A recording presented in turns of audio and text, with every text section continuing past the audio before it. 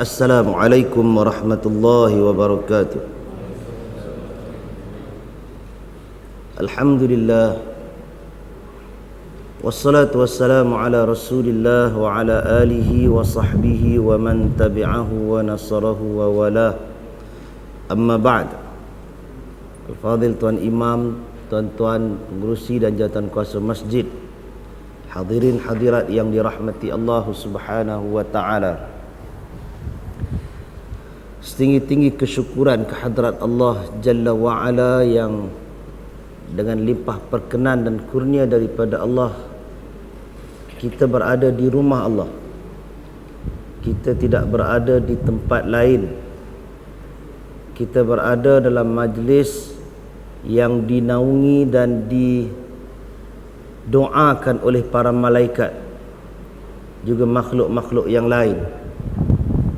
Jadi kerana itu kita bersyukur kepada Allah Subhanahu wa taala. Tuan-tuan yang dirahmati Allah, saya mohon maaf kerana kurang sihat sikit dengan suara dan beberapa masalah yang lain. Tapi dalam masa yang singkat ini mungkin kita boleh berkongsi beberapa perkara tentang topik ataupun tajuk yang diminta untuk saya kongsikan dengan tuan-tuan. Tajuknya ialah berkaitan yang dipanggil dengan al-wala dan al-bara. Perkataan wala ni dah lama dah dikemandangkan di kalangan sebahagian lapisan masyarakat kita di Malaysia. Bukan istilah yang digunakan oleh orang awam. Kalau kita nak kira mungkin 20-25 tahun dulu, mungkin 30 tahun dulu, itu hanya istilah yang digunakan oleh orang-orang yang menghadiri usrah. Itu je ya. Istilah al-wala digunakan di situ. Tapi akhir-akhir ni istilah al-wala itu sudah pun merata dan dibincangkan, juga disebut. Mana orang dah pandai nak sebut. Bukan sekadar disebut oleh golongan-golongan tertentu yang hadir usrah, yang hadir ceramah, yang baca majalah, tetapi ia juga dibincangkan oleh orang-orang penuntut-penuntut ilmu yang hadir menadah kitab, mendengar ayat-ayat Al-Quran, mendengar hadis-hadis Nabi sallallahu alaihi wasallam. Istilah yang satu ketika dulu mungkin agak ganjil bagi masyarakat awam, tetapi dengan perkembangan majlis ilmu yang semakin banyak, tak kiralah oleh siapa pun, perkataan al-wala itu agak semakin dekat dengan masyarakat. Tambah dalam isu politik sejak beberapa bulan yang lalu, lagilah timbul perkataan al-wala kan. Dia timbul naik sekali dengan satu lagi istilah, tahaluf siasi. Tambah kalau orang Selangor kan. Sebenarnya apa itu al-wala? Dan perkataan al-wala itu sebenarnya gandingan dia bukan tahaluf siasi. Itu cerita orang cerita apa? Pergerakan NGO, pergerakan dakwah, pergerakan politik, itu urusan dia. Tetapi istilah al-wala itu sebenarnya di dalam pengajian akidah merupakan antara kemuncak pengajian. Selepas kita belajar tentang tauhid kepada Allah Ta'ala sebagai subjek matter yang paling utama, yang teras bila kita belajar akidah, yang paling teras ialah untuk kita mentauhidkan Allah Ta'ala di dalam pengibadatan kita. Itu teras utamanya. Bukan perbahasan yang kesana dan kemari yang terawang-awang dengan falsafah, ilmu kalam dan sebagainya. Itu sekadar maklumat untuk riadah akal.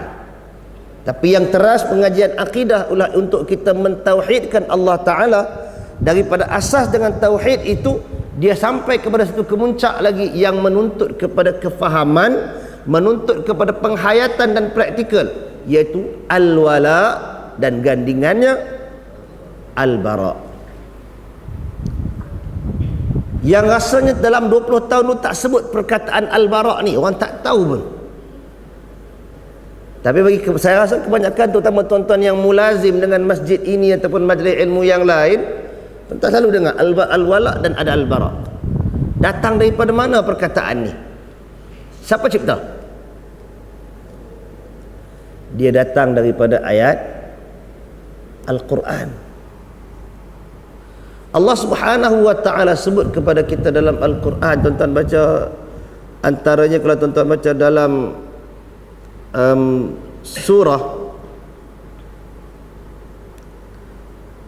dalam surah At-Taubah umpamanya, falamma tabayyana lahu annahu aduwwun lillah.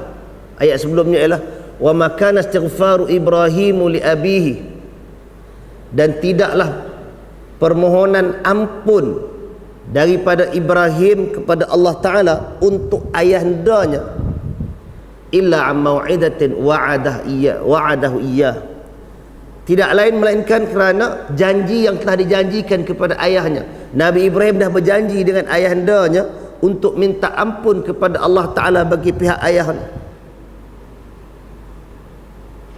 yang mana ayahnya itu semasa hayatnya itu Ibrahim datang berjumpa berkali-kali. Wa qala ya abati la ta'budis syaitan, wahai ayahandaku jangan sembah syaitan. Dalam tempoh hidup interaksi Ibrahim dengan Azar ayahnya itu, Ibrahim telah pun memujuk kepada ayahnya jangan sembah syaitan, tapi sebaliknya sembah Allah. Bila saat nak matinya ayah Nabi Ibrahim, Nabi Ibrahim berjanji untuk minta ampun kepada Allah Ta'ala di atas dosa-dosa ayahnya. Maka Allah Subhanahu wa ta'ala turunkan wahyu menjelaskan, falamma tabayyana lahu annahu aduwwun lillah tabarra'a minhu. Apabila Ibrahim jelas kepada Ibrahim bahawasanya ayahnya itu ialah satu musuh kepada Allah Ta'ala, nah perkataannya tabarra'a minhu, dia berlepas diri daripada ayahnya. Itu asal verb dia, perkataan untuk istilah al-bara, berlepas diri. Manakala untuk perkataan al-wala yang lebih awal, sangat banyak ayat Al-Quran. Antaranya ialah innama waliyukumullahu wa rasuluhu walladzina amanu, hanya saja wali kamu ialah Allah, Rasulnya, dan orang-orang yang beriman.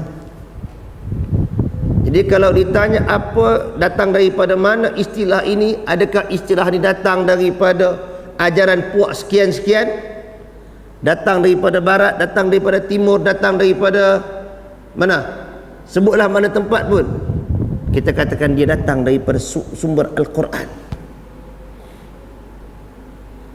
Ala inna awliya Allahi la khawfun alaihim wa la hum yahzanun.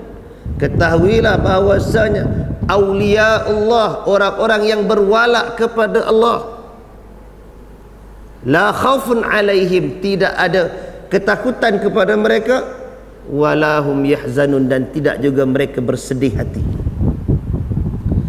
Jadi tuan-tuan yang dirahmati Allah, apa sebenarnya yang dimaksudkan dengan al-wala itu? Pasal Allah Ta'ala juga sebut faqatilu awliya asy-syaitan, dan hendaklah kamu memerangi orang-orang yang berwala kepada syaitan. Jadi sebenarnya apa konten istilah wala ni untuk kita faham? Barangkali bagi sebilangan manusia, segelintir masyarakat kita, dia hanya sangka terkandung dalam perkataan al-wala itu ialah taat setia. Taat. Orang bawah kena ikut cakap orang atas. Apa yang orang atas cakap, jangan argue, jangan persoalkan, terima. Itu wala. Nanti dulu, belum habis kupasan tu, belum selesai lagi urusan kalau kita huraikan begitu. Kalau pasal apa yang saya sebutkan itu, yang selalu digemburkan ialah apabila keluar perintah daripada mana-mana pertubuhan sekalipun, bila yang paling atas mengeluarkan arahan, maka yang bawah jangan kata apa-apa, pasal itulah tanda wala. Barangkali tepat, tetapi tidak mustahil juga dia sebenarnya hanya mengambil sebahagian daripada makna. Maka ringkaskan ceritanya tuan-tuan, perkataan al-wala itu pertama sekali dia memang membabitkan antara dua pihak, yang di atas dan yang di bawah. Tetapi ia juga membabitkan yang sama level. Itu yang aspek yang kadang-kadang kita tak ambil berat. Pasal bila ayat Al-Quran Allah Ta'ala kata innama waliyukumullah, hanya saja wali kamu ialah Allah. Daripada perkataan wali, wali itu datang daripada perkataan walak lah tadi. Maka untuk konteks itu, hubungan kita dengan Allah Ta'ala, Allah itu merupakan wali kepada kita. Maka apakah kandungan walak di situ? Kandungan walak di situ sebagai hamba kepada Allah, pertama sekali mesti iman, mesti Islam. Islam tadi apa? Menyerah diri kepada Allah Ta'ala, tunduk, patuh dan menyerah diri kepada Allah.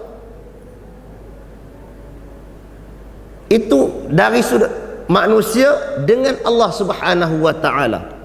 Bila kita letakkan iman, kita meletakkan ketundukan dan kepatuhan kepada Allah, dia datang yang berikutnya ialah perasaan kasih sayang. Itu yang Allah Ta'ala gambarkan perbandingan antara orang musyrik dengan orang mukmin. Orang musyrik Allah Ta'ala gambarkan kecintaan mereka kepada berhala ini, yuhibbuhum kahubbillah, mereka mencintai berhala-berhala itu bagaikan cintakan Allah. Walladzina amanu asyaddu hubban lillah, dan orang-orang yang beriman asyaddu hubban, sangat kuat kecintaannya kepada Allah. Maka perasaan kasih sayang cinta kepada Allah itu termasuk dalam kandungan wala. Iman kita dah tahu, itu perintahnya. Islam kita dah tahu, bahkan Allah Ta'ala sebut dekat kita, ya ayyuhalladzina amanu taqullaha haqqa tuqatih wa la tamutunna illa wa antum muslimun. Itu tanda wala kita, kalau jangan kamu mati melainkan kamu Islam. Allah Ta'ala ikat tanggungjawab ke atas kita sampai di hujung hayat, yang mana kita tak boleh walau seketika pun menanggalkan wala kita kepada Allah. Pasal bimbang, masa kita tanggalkan wala itu kita diambil nyawa. Sedangkan Allah bagi tahu, la tamutunna, jangan sekali-kali kamu mati illa wa antum muslimun, melainkan kamu dalam keadaan Islam. Maka al-wala itu ada iman, al-wala itu ada Islam di dalamnya. Kita katakan tadi, al-wala itu ada mahabbah, ada al-hub dengan ayat yang kita sebutkan tadi. Sangat kasih dan cintakan Allah Ta'ala. Pasal itu Allah Ta'ala bila sebutkan qul in kuntum tuhibbunallaha fattabi'uni, Allah suruh Nabi bagi tahu, qul wahai Nabi bagi tahu kepada umatmu, in kuntum tuhibbunallah, kalau kamu cintakan Allah. Nah, cinta di situ termasuk dalam kandungan wala kepada Allah. Fattabi'uni, ikut aku, ikut Nabi. Huraian ayat ni tuan-tuan dah selalu sangat dengar kan? Dah sangat hafal dah. Kita dah tahulah di mana hala tuju ayat tu. Untuk kita taatkan Allah. Bagi yang mendakwa dia cintakan Allah, bagi yang mendakwa dia berwala kepada Allah, maka tuntutannya ialah mesti ikut Nabi sallallahu alaihi wasallam. Hak tu kita akan sebut lagi perkataan yang kedua. Jadi situ ada cinta. Selepas ada perasaan cinta kepada Allah, dia akan ada satu lagi yang dipanggil setia. Mana mungkin orang yang bercinta tapi tak ada setia kan? Dan setia ni bukan maksudnya fokus yang tu. Setia maksudnya dia tidak khianat. Pasal itu orang-orang yang berpaling daripada ajaran Allah, berpaling daripada agama Allah Ta'ala, maka dia akan mendapat pembalasan yang berat pasal dia khianat. Tuntutan wala tadi minta supaya kita ini setia kepada Allah Subhanahu wa taala. Baik.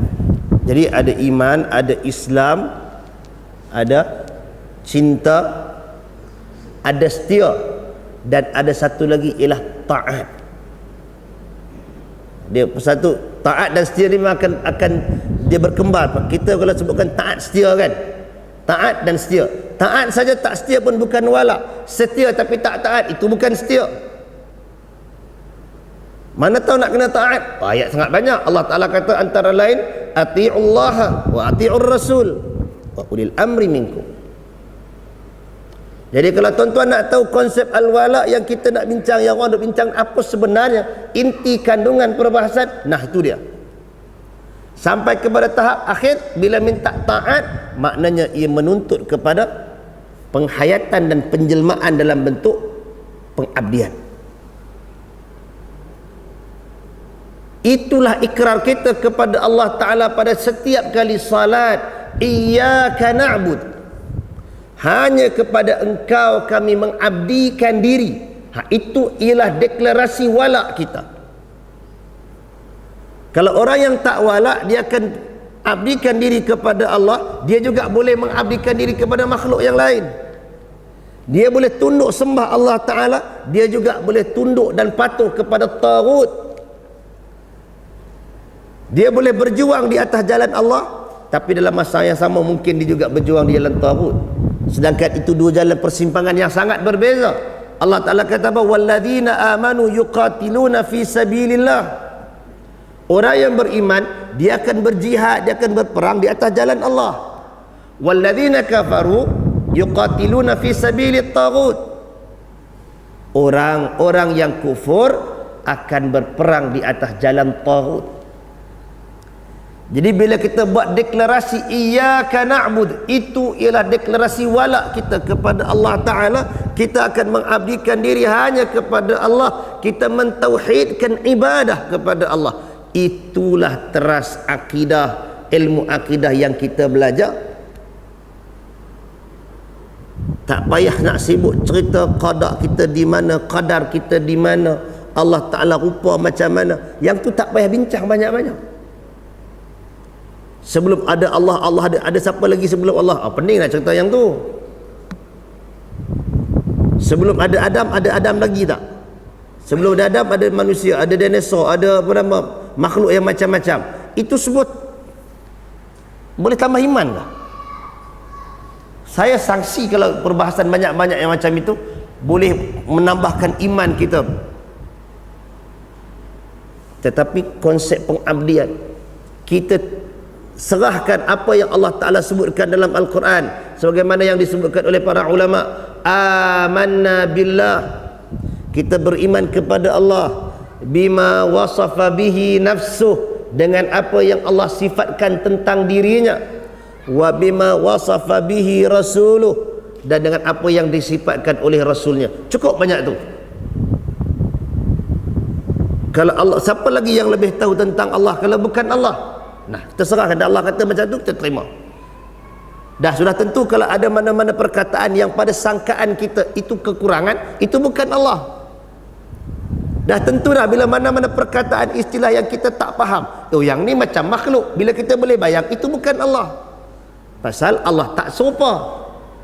Laisa kamitslihi syai'. Jadi kita boleh buanglah topik itu daripada menjadi igawan dalam kepala kita.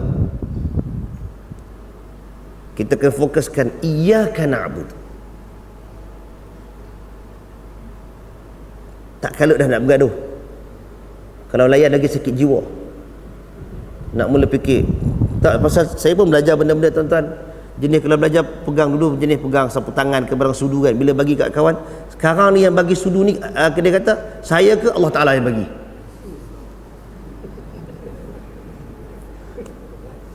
Kalau kata saya, kudrat tu siapa yang bagi? Allah Ta'ala ke kudrat kita cipta sendiri? Nak bahas tajuk yang tu sakit jiwa lah, bukan menambahkan iman.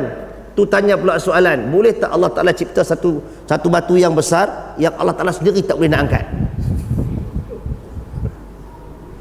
Kalau ada batu besar tu kita tolong angkat, empuk tak kepala orang yang tanya.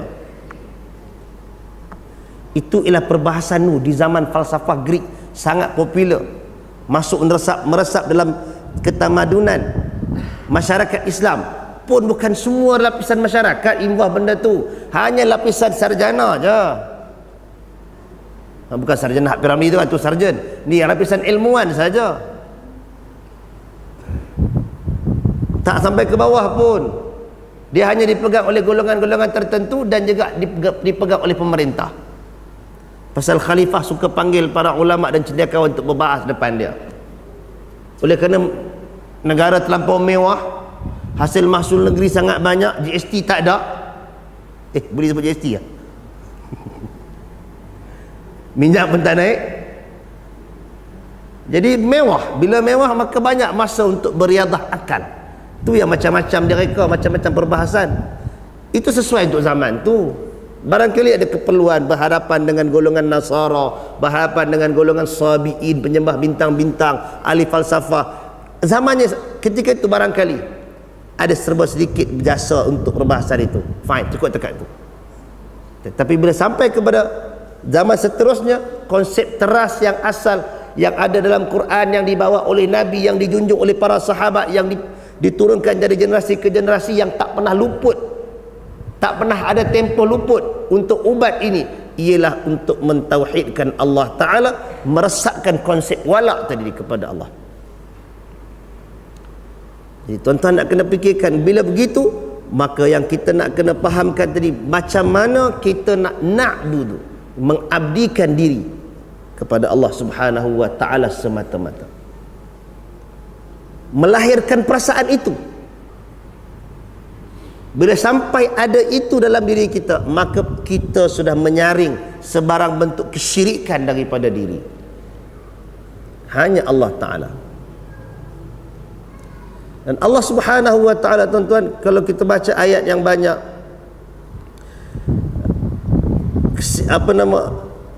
Allah Ta'ala contohkan, kalau kita baca dalam walladzina yunfiquna amwalahum ria'an nasi wala yu'minuna billahi wala bil yaumil akhir wa man yakunish syaitanu lahu qarinan fasa'a qarina. Dan orang-orang yang menafkahkan, yang membelanjakan harta bendanya ria'an nas, sebagai menunjuk-nunjuk kepada manusia. Tuan-tuan, nafkahkan harta benda ini, itu amalan, itu kebaikan, itu ibadah, itu pengabdian. Bila kita katakan itu ialah untuk Allah, bila kita kata dalam konteks memberikan sumbangan itu ialah atas dasar wala' kepada Allah, maka dia tak boleh ada timbul riya. Tapi tetap ada manusia yang diganggu dan digugat oleh syaitan, maka bila dia berbelanja ria'an nas, sebagai tujuannya untuk menunjuk-nunjuk kepada manusia, Allah Ta'ala menyatakan kepada mereka ini, wala yu'minuna billahi wala bil yaumil akhir, dan mereka tidak beriman kepada Allah dan hari akhirat. Riya ini penyakitnya membawa maksud seakan nak gambarkan orang yang riya ini seakan-akan dia tidak beriman kepada Allah dan tidak beriman kepada hari akhirat. Macam mana tu? Orang yang berbelanja di jalan Allah Ta'ala ini sebenarnya ialah amalan yang sangat mulia. Bila Nabi SAW sebut ittaqillah walau bisyiqqi tamra, takutlah kamu kepada Allah walaupun dengan sebelah biji tamar. Cerita apa sebiji tamar tu? Untuk kita beri sumbangan nafkah fi sabilillah, dah tak ada harta benda, tinggal sebelah tamar, satu pun tak mau kita bagi lillah, atas dasar taat kepada Allah, setia kepada Allah dan agamanya. Maka nak membangunkan agama Allah, kita akan bagi walaupun sebelah biji tamar. Sangat mulia. Dan sedekah itu memadamkan api. Cuba tuan-tuan baca penyesalan orang-orang yang ingkar masa hidup. Laula akhartani ila ajalin qarib fa asaddaqa wa akum minas salihin. kalaulah Allah kau tangguhkan aku mati tu ajalku sikit lagi, tangguhkan sikit, nescaya aku akan bersedekah dan aku akan jadi orang yang saleh. Menunjukkan peranan bersedekah itu memadamkan api kemurkaan Allah. Bersedekah itu menyelamatkan kita daripada penyesalan hari akhirat. Dan itu yang Allah Ta'ala janji. Pasal itu dikaitkan dengan wala yu'minuna billah. Dia tak beriman kepada Allah. Orang yang riak ni, ketika dia riak, dia lupa yang dia sepatutnya iyyaka na'bud, hanya sembah Allah. Tetapi bila dia melakukan tu dengan tujuan menunjuk-nunjuk, dia sudah mengalihkan pengabdian itu kepada makhluk yang dia nak tunjuk. Dan dia telah mengalihkan janji-janji baik daripada Allah untuk orang yang melakukan amalan ini. Dia telah musnahkan sisa-sisa harapan untuk menyelamatkan diri di hari akhirat nanti. Orang ini ialah orang yang telah dihasut dan diperdaya oleh syaitan. Maka Allah Ta'ala menyatakan wa may yakuni syaitanu lahu qarina fasa'a qarina. Barang siapa yang syaitan itu adalah kawan bagi dia, maka syaitan itu ialah seburuk-buruk teman. Syaitan itu seburuk-buruk teman. Dan orang yang mengambil syaitan sebagai qarin, itulah dia awliya'us syayatin. Itulah dia orang yang berwala kepada syaitan.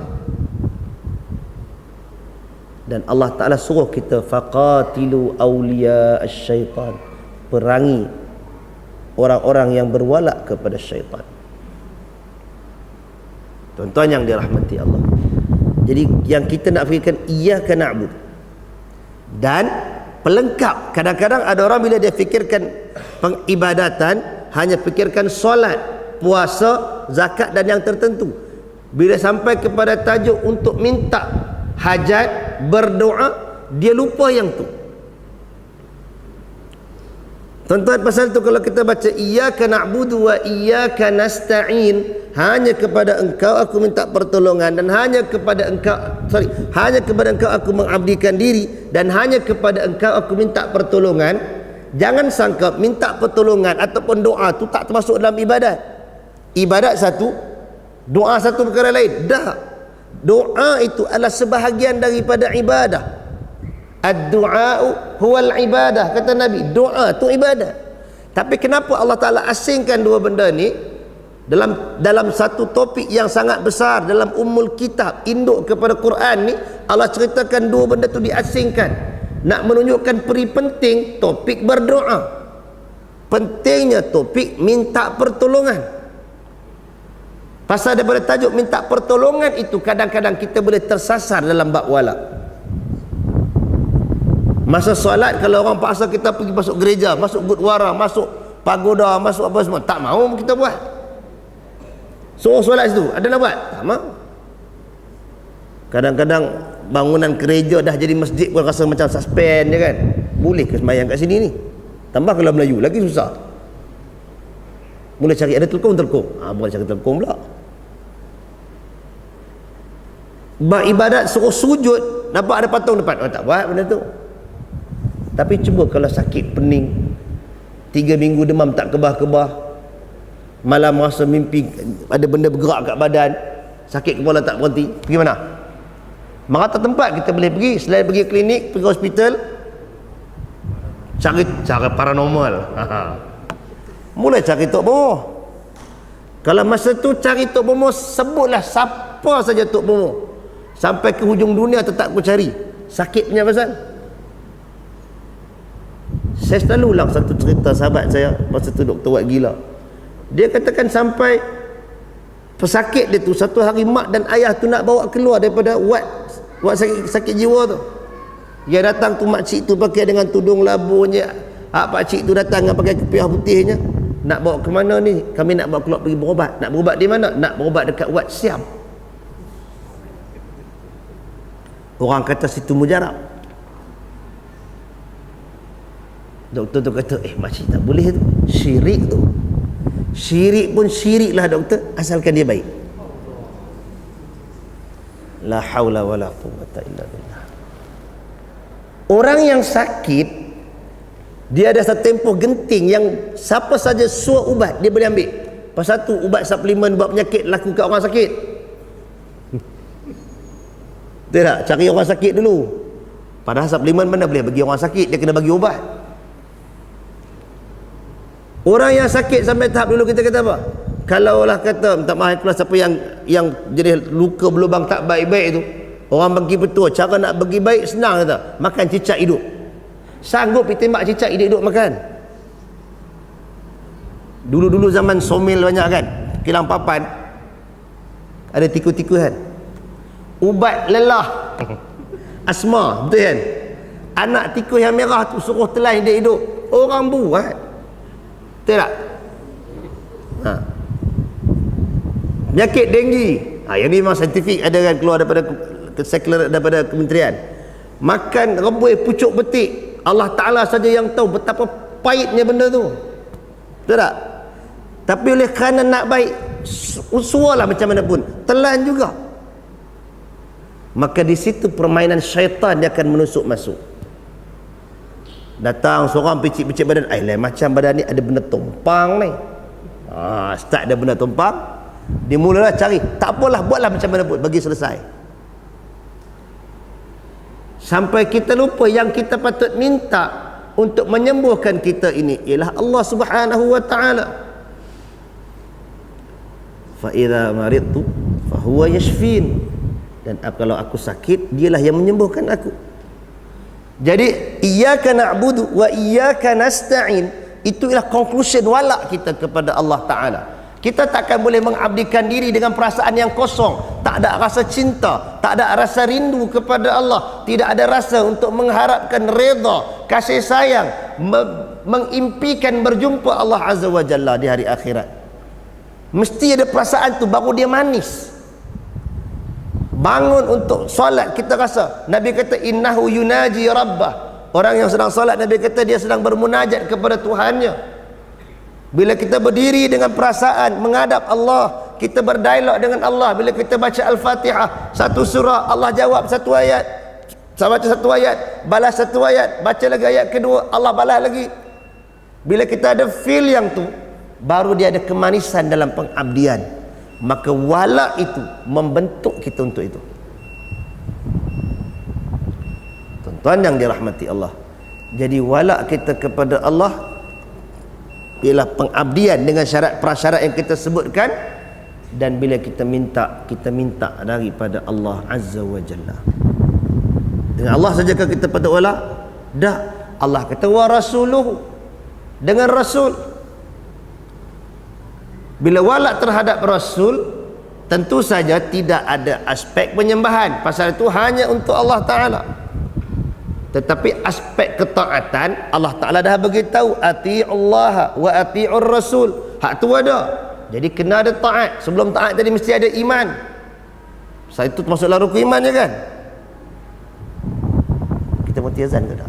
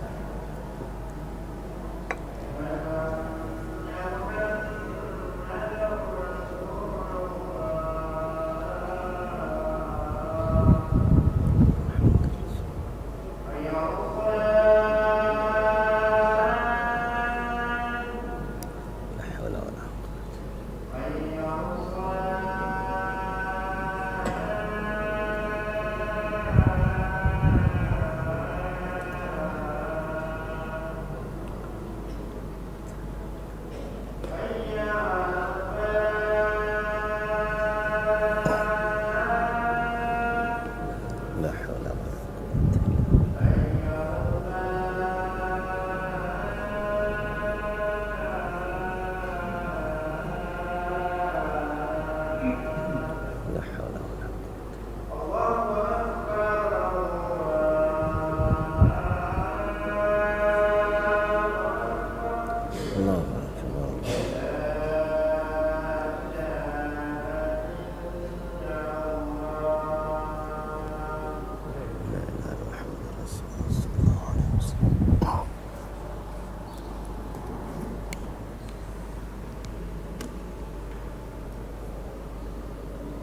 Tuan-tuan yang dirahmati Allah Subhanahu wa taala. Jadi wala untuk Rasul pula dia juga serupa, dia bermula daripada iman.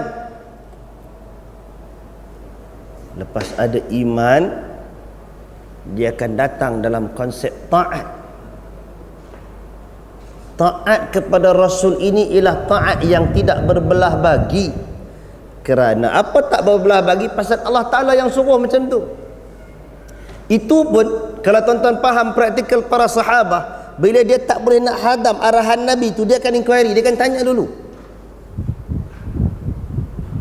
Sahabat bila tak faham strategi Nabi dalam perang Badar umpamanya, bila sampai ke satu tempat Nabi suruh berkampung, berkubu di situ, sahabat tak nak pindahkan tempat ke tempat yang lebih strategik dalam peperangan, tanya dulu kat Nabi SAW, ni kita landing kat sini ni wahyu ataupun sekadar pandangan? Nabi kata ni pemikir pandangan Nabi. Maka sahabat akan beritahu, ya Rasulullah, kalau kita pergi ke depan, di sana ada punca air, ada telaga. Jadi kalau kita sampai sana, kawasan itulah tempat airnya. Bila berperang mesti nak cari air sebagai sumber. Jadi orang Islam dah sampai dulu di medan Badar, sudah sampai dekat telaga tu dulu. Sebelum tu berhenti lebih awal, tak sampai kat situ. Tapi sahabat bila Nabi arah situ, dia tanya dulu, yang ni wahyu ke bukan? Bila Nabi kata bukan, maka dia cadangkan yang lain. Begitu juga bila ditanyakan tentang strategi perang Khandaq dan sebagainya, Nabi kata ni cadangan Nabi. Kalau macam tu saya nak cadang yang satu lagi. Itu cara bila dikatakan ketaatan kepada Allah, ikut mutlak. Tapi bila tak boleh nak hadam, tanya, yang ni syariat ataupun bukan. Kalau zaman sahabat dulu, tentu sahabat boleh tanya Nabi terus. Tapi bila zaman kita, Nabi dah tak ada nak jawab benda tu, maka kita kena merujuk kepada sumbernya yang ada, warisan para sahabah, para ulama salafus salih dan seterusnya.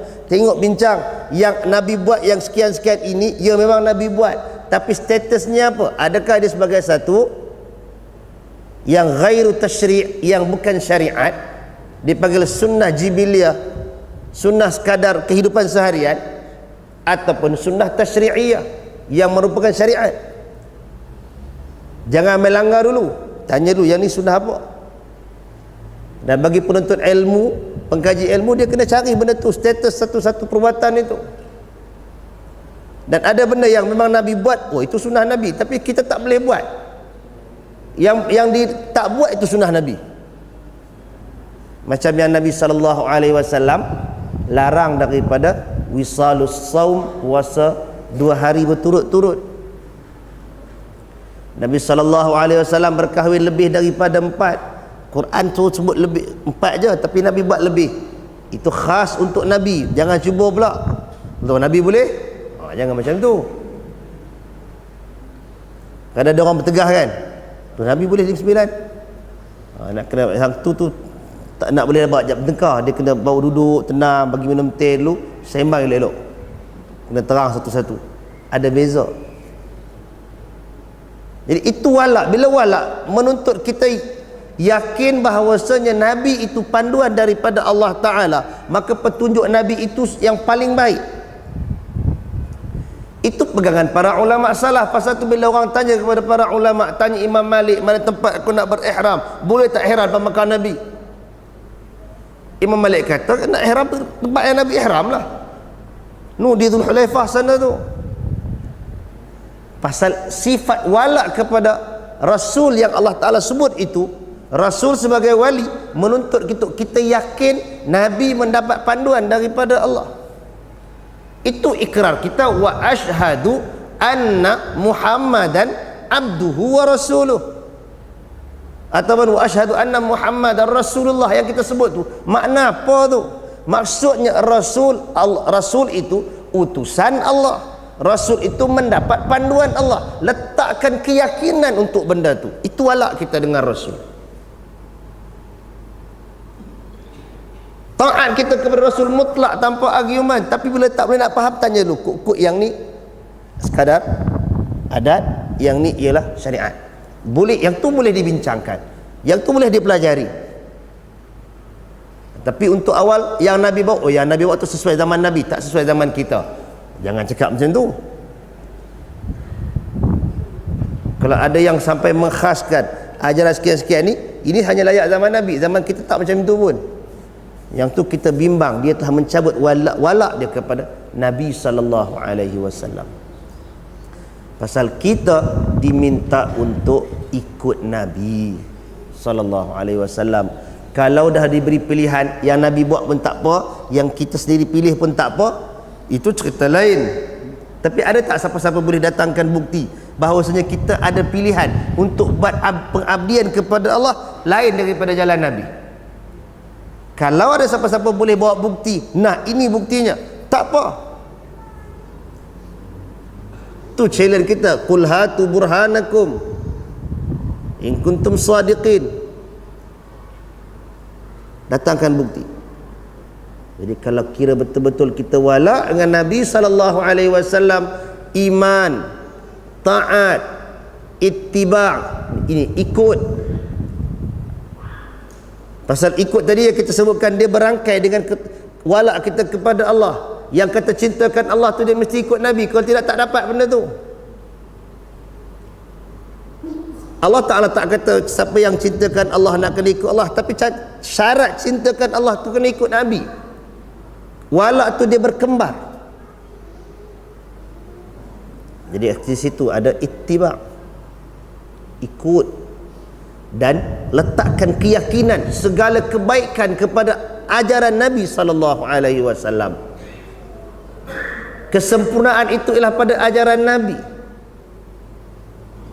yang tak perlu untuk kita tokok tambah pasal Allah Ta'ala dah isytiharkan. Tuan-tuan, baru saja melepasi hari Arafah, pada tahun yang terakhir sebelum Nabi wafat, Allah turunkan ayat suratul Maidah menerangkan al-yaum, pada hari itu akmaltu lakum dinakum, aku telah sempurnakan untuk kamu agamamu. Agama yang sempurna itu turun kat siapa? Wahyunya turun kat Nabi. Jadi letakkan keyakinan yang Nabi bawa dah sempurna, yang Nabi bawa dah cukup elok dan cukup cantik, dan yang Nabi perintahkan itu sami'na wa ata'na. Itulah. Dan sama juga elemen yang tadi, mesti ada al-wafa, setia dengan ajaran Nabi. Tuan-tuan boleh hurai bagaimana kesetiaan. Kesetiaan ini selalunya dia akan teruji kalau ada konflik. Bila ada pertemuan, nak pilih yang mana satu ni, tengok kita setia kat mana. Oh, itu memang pertarungan yang sangat dahsyat. Itu memang pertarungan yang dahsyat, pasal kita akan ambil kira bicara yang banyak. Kadang yang selalu dibisikkan oleh syaitan kepada kita ialah cari alasan bagi boleh tinggal hak Nabi ni. Tak? Itulah ujian dah. Dan bila kita walak kepada Rasul tadi, tu dah jaga kesetiaan itu yang dia akan diuji.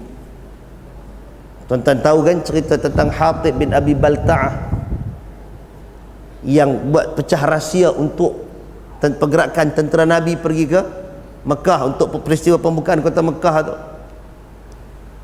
Standard punya hukuman yang Umar cadangkan tadi, angkat pedang, kerat kepala. Pasal setia, topiknya setia. Walaupun Nabi berikan kenapa Hatib itu tidak sampai dihukum begitu, kerana dia ada kelebihan yang lain. Dia adalah ahli Badar yang Allah Ta'ala dah ampunkan. Kalau dia bukan ahli Badar, lama dah kena. Walaupun dengan niat dia yang baik, bukan tujuan mengkhianati, tetapi tindakan itu tetap salah. Dan Umar sedialah pegang pedang. Da'ni adhibu unuqa hadzal munafiq, biar aku penggal kepala munafik ni. Pada perkiraan Umar. Pasal apa tuan-tuan? Umar gunakan istilah munafik kerana hanya golongan munafik yang tak setia dengan agama. Nabi tak kata Hatib tu munafik, itu istilah Umar. Nabi tidak mengiyakan pun. Tetapi ciri nak beritahu, bila kesetiaan itu tidak ada,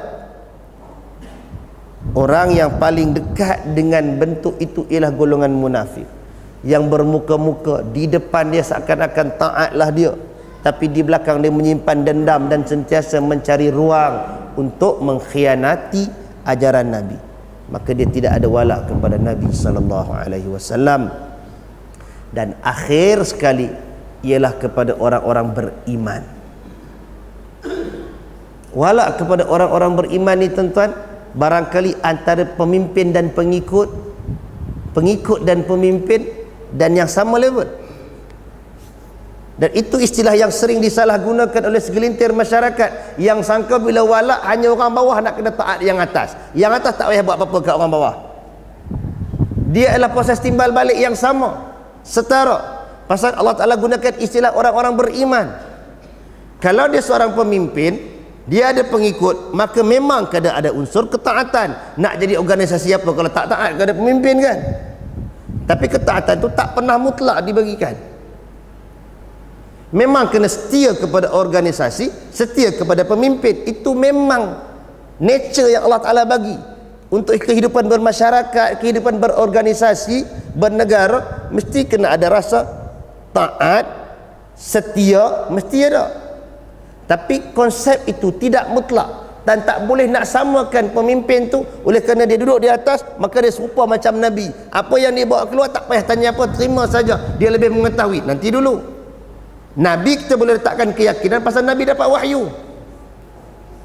Lain daripada Nabi tak dapat wahyu, masih manusia biasa yang yukhti'u wa yusib. Dia barangkali boleh salah, barangkali boleh betul. Tetapi atas nama wala bersama orang beriman, dia ada unsur mahabbah, kasih sayang. Dan bila orang yang berkasih sayang ini tuan-tuan, tentu caranya berbeza dengan orang yang bermusuh. Tentu adabnya berbeza, lenggok perkataannya mungkin berbeza, tindak balasnya mungkin juga berbeza, pasal ada elemen sayang. Tapi bila kita cabut unsur kasih sayang, kita cabut unsur ukhuwah, persaudaraan sama orang beriman, itu yang kita boleh tembak sebarang. Kau dia tembak hantar peluru skat, kau dia hantar pula bom dia pula. Macam musim raya pula kan, lalat tembak meriam dengan meriam. Yang ni masuk dalam Twitter, yang ni masuk dalam Facebook, yang ni hantar dia punya istilah pun tak sedap dah sebut, macam-macam dia. Yang dia akan hantarlah dia punya, tak salah nama apa pun, mereka lah apa saja, ya kamu pegang remote control. Tindakan yang macam itu sebenarnya dia mencabut wala daripada sesama orang beriman. Sedangkan kita diminta untuk mempertautkan kasih sayang. Kerana tu tuan-tuan, jangan sempitkan wala hanya kepada satu keadaan. Wala ni barangkali juga sama level sesama kita. Taat kalau dia pemimpin, juga setia, ada kasih sayang. Dan kalau dia pemimpin, jangan mentang-mentang dia pemimpin yang di bawah dia tak buat, tak kisah. Mesti juga ada timbang rasa, mesti ada perasaan kasih sayang, mesti ada rasa khidmat. Kena letak yang tu. Dan level kasih sayang manusia ini, dia takkan boleh lebih daripada sayang dia kepada Nabi sallallahu alaihi wasallam. Pasal Nabi berkata, la yu'minu ahadukum hatta akuna ahabba ilaihi min waladihi wa walidihi wan nasi ajma'in.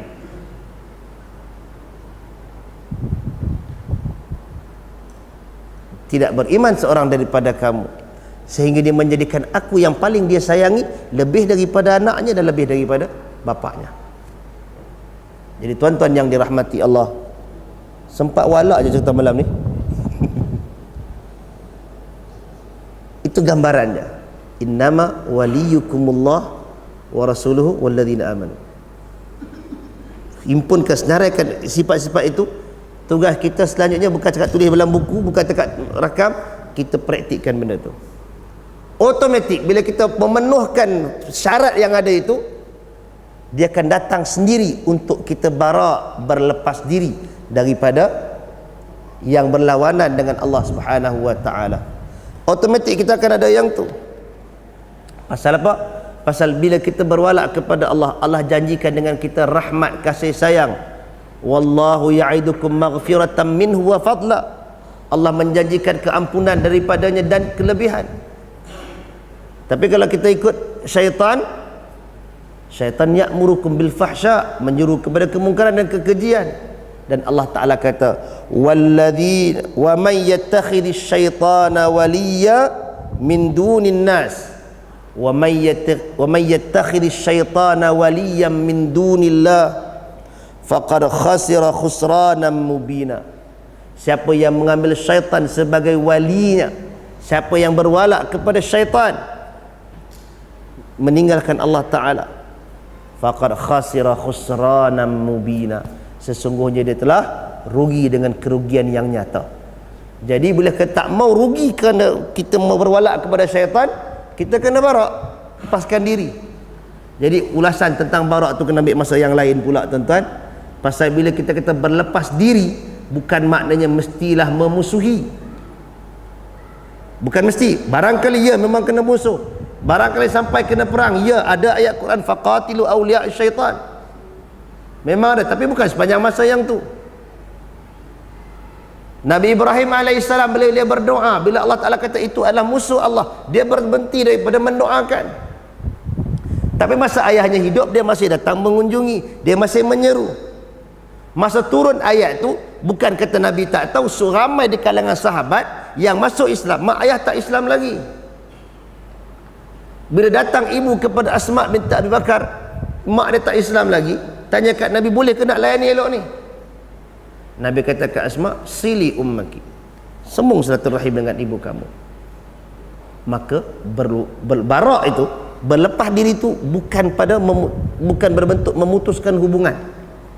Mungkin ada peringkat yang tu, tetapi dalam keadaan-keadaan yang ditunjukkan juga menunjukkan kita masih ada hubungan, kita masih boleh bertegur sapa, berkawan baik, barangkali masih ada rasa kasih sayang sebagai manusia, memang masih ada.